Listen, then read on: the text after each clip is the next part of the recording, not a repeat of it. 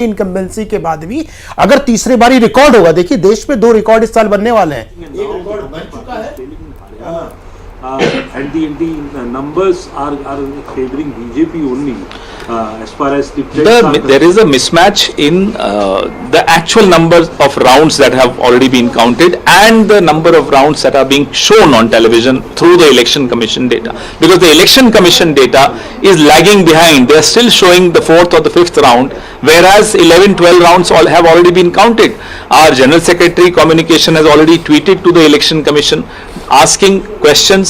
Are they trying to put pressure on the local administration by delaying display of and uploading of data? But sir, PC Pawan Khera को आप सुन रहे हैं। संजय जी, पवन खेड़ा जी कह रहे हैं कि इलेक्शन कमीशन बहुत पीछे चल रहा है, अब तो 11 तक पहुंच गई है काउंटिंग और अभी तो ये 5-6 राउंड के ही रिजल्ट दिखा रहे हैं। देखिए बड़ा दुर्भाग्यपूर्ण है, बड़े नेता हैं, उनको मैं सम्मान करता हूं, लेकिन 11:30 और 11 बजे तक 12 राउंड की काउंटिंग हो ही नहीं सकती है किसी भी कैलकुलेशन से। पता नहीं किस दुनिया में रहते हैं या क्या सोच के बातें करते हैं, मुझे नहीं मालूम है।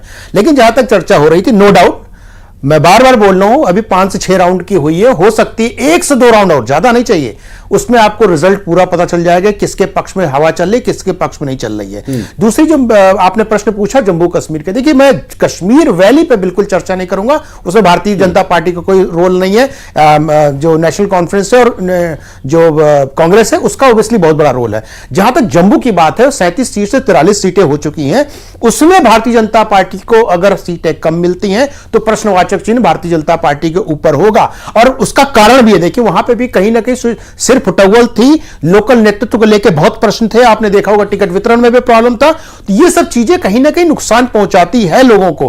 तो ये जब समीकरण बनता है, टिकट वितरण होता है, चुनाव आते हैं, नैरेटिव सेट होते हैं, तो हर चीज को बड़ी बारीकी से देखना चाहिए कि किसको किस तरह से चीजें की जाए जिसके उनके पक्ष में हो जाए, चाहे वो पक्ष हो या विपक्ष हो। लेकिन हाँ, दोनों पार्टी अपना दावा कर रही है, आधा घंटा बहुत ज्यादा 1 बजे तक सारी चीजें आपके समक्ष होंगी और सारी चीजें क्लियर हो चुकी, कौन जीत रहा, कौन हार रहा है। लेकिन हाँ, टैली जिस हिसाब से दिखाई जा रही है उस हिसाब से नहीं। संजय जी, मैं देख रही हूँ इलेक्शन कमीशन की वेबसाइट पर भी जाकर, तो जो टेलीविजन पर चल रहा है वही इलेक्शन कमीशन की वेबसाइट पर भी है।